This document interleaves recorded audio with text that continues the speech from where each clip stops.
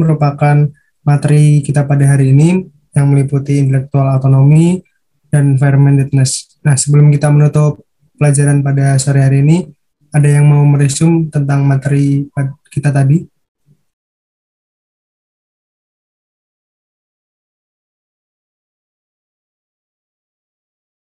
Sepertinya kalian masih antusias ya pada sore hari ini.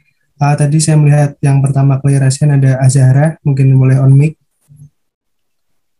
Terima kasih Bapak sebelumnya atas kesempatannya. Jadi menurut saya fair-mindedness ini adalah suatu sikap yang mempertimbangkan sesuatu secara relevan tanpa disertai keinginan pribadi maupun kelompok.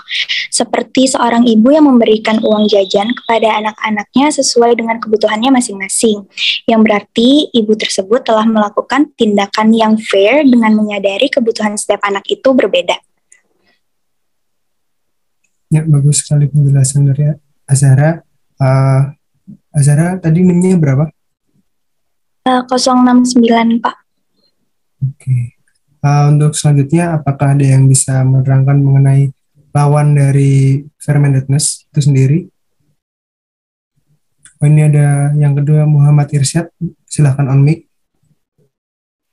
Baik, terima kasih Pak. Saya akan menjelaskan tentang intellectual unfairness, di mana itu kebalikan dari fair-mindedness. Nah, unfairness itu artinya tidak berpikir berimbang, di mana seseorang itu berlaku tidak adil dalam menerima ataupun menyampaikan pendapat kepada orang lain. Nah, dia juga selalu meyakinkan dirinya sendiri itu bahwa dia itu sudah benar gitu, dia nggak salah, dan dia juga nggak mau menerima pendapat dari orang lain. Maksudnya dia hanya menerima apa yang emang benar-benar pengen dia terima gitu, emang yang benar-benar dia mau dengar aja gitu. Dan salah satu contoh dari unfairness ini, contohnya itu kayak yang lagi viral beberapa waktu lalu, di mana pemimpin sidang DPR itu menghentikan salah seorang yang mau berbicara gitu. Nah, hal ini membuktikan bahwa dia bersikap unfairness, di mana dia cuma mau mendengar apa yang emang dia mau dengar aja gitu. Terima kasih Pak. Ya, penjelasan yang bagus ya, yang lengkap. Irsyad, NIM-nya berapa? NIM 044 Pak. Oke.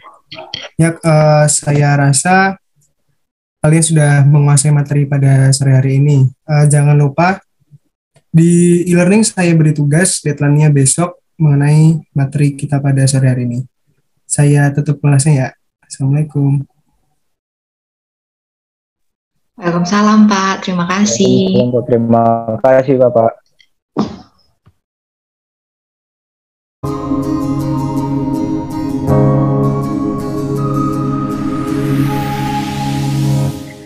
Hai guys, hai Tiara, hai teman-teman semua. Gimana? How are you?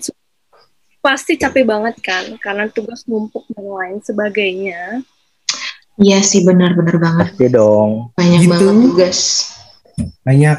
Oke. Jadi begini, alasan gue bikin Zoom ini adalah karena gue pengen ngomong sesuatu yang penting banget buat lo semua. Apaan tuh? Tumben nih, tumben-tumbenan. Oke. Kalian udah lihat di grup angkatan belum? Kalau kalian belum lihat, biar aku kasih tahu sekarang. Jadi, besok itu ada acara ulang tahun kakak tingkat kita, ketua himpunan kita. Dan kita tuh diundang seangkatan untuk ikut ke acara itu. Gimana? Baru mau ikut kan? Tapi bentar. Besok ya? Iya. Bukannya besok kita ada kerja kelompok ya? Kerja kelompok lagi nih pikirnya. Ampun Tiara, kita ini udah sebulan sibuk kuliah. Masa nggak ada waktu buat refreshing gitu sedikit aja?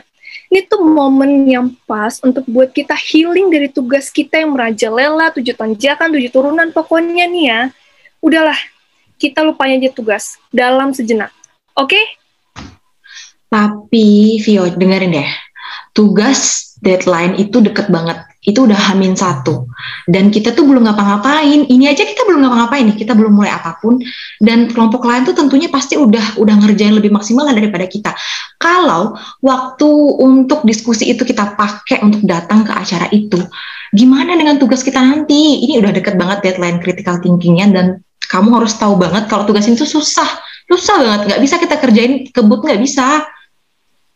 Iya, aku tahu Tiara. Tapi come on lah. Kita nih kan ada berapa nih? 1, 2, 3, 4, 5. Ada berlima orang. Pasti kerjanya bisa cepet dong, ya nggak? Bener kan gue?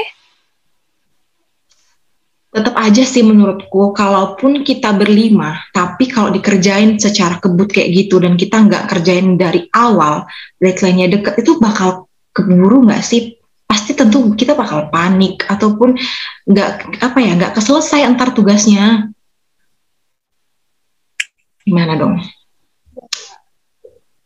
Lo itu terlalu autonomi banget. Gue kasih tahu arti otonomi itu apa. Jadi intelektual otonomi itu adalah intelektual yang orang itu berpendirian dan tidak ikut-ikutan dengan pendapat orang lain.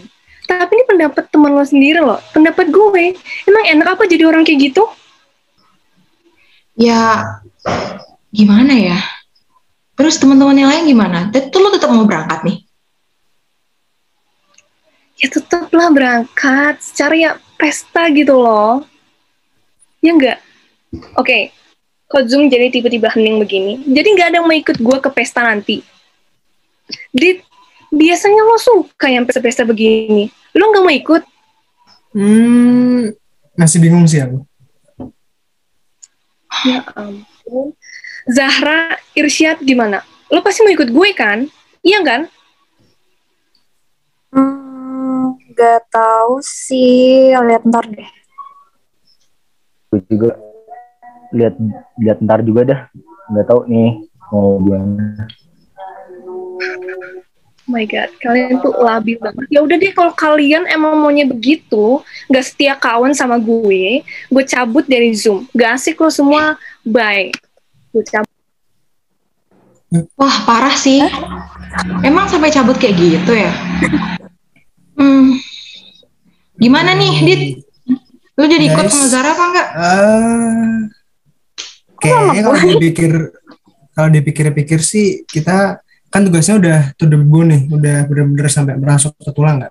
Kita tuh butuh refreshing, jadi masalahnya kan kalau kita ikut, lagian juga sebentar kok. Tapi Dit, lu nyadar nggak sih apa yang lu lakuin sekarang? Dengan lu ngikut apa yang dilakuin sama Fioren itu tuh udah menunjukin kalau lu tuh termasuk dalam golong sifat itu orang-orang yang konformatif gitu nggak sih? Konformatif itu tuh lu nggak punya pendirian, nggak punya keyakinan sama pendapat lu sendiri. Coba deh lu bayangin, tugas udah deadline deket, sedangkan lu masih mau ikut acara pesta kayak gitu. Itu ntar tugasnya nggak kekebut. Harusnya lu tuh bisa dong memilah mana yang kebutuhan dan mana yang kewajiban, Dit. Gimana dong? Lu tetap mau ikut? Gue juga, gue gak enak juga sih sama Fioren. Kalau misalkan kalian nggak mau, gue ikut Fioren bentar ya. Bentar doang kok, gak lama. Habis itu nanti gue join lagi. Ya, bentar doang. Ya kok. udah deh. Malif ya. Iya. Nggak ada lah. Irsyad sama Zara gimana nih? Mau nimbrung ikut si Vio sama Adit atau tetap di sini nih bareng gue ngerjain tugas ini? Kayaknya gue mending ngerjain sih, gue stay di sini aja. Irsyad gimana? Gue juga ngerjain tugas aja sih, lebih penting itu deh kayaknya. Ntar nggak selesai soalnya. Ya udah deh, berarti kita kerjain bareng-bareng aja ya, walaupun mereka masih kayak sibuk dengan party yang nggak jelas itu. Udah, kita lanjutin tugas ini aja. Oke. Jadi pesan yang dapat disampaikan dari video ini adalah tentang bagaimana cara kita memilah mana sesuatu hal yang dapat kita lakukan sebagai kewajiban dan sesuatu hal yang dapat kita tentukan sebagai kebutuhan semata.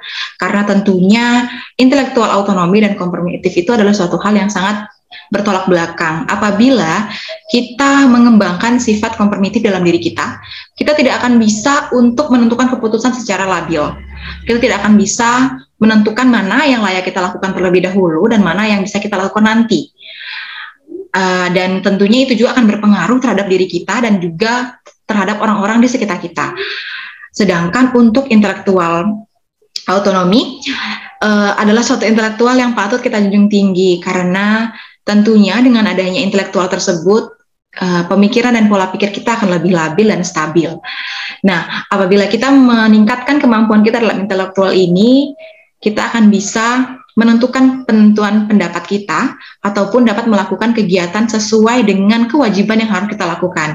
Apabila kita sudah bisa memilah mana yang layak untuk kita lakukan terlebih dahulu dan mana yang nantinya kita bisa lakukan setelah kewajiban itu kita buat, itu akan menguntungkan diri kita dan juga lingkungan sekitar kita. Jadi demikianlah tadi video mengenai intelektual autonomi komprimitif dan juga fair-mindedness dan unfairness.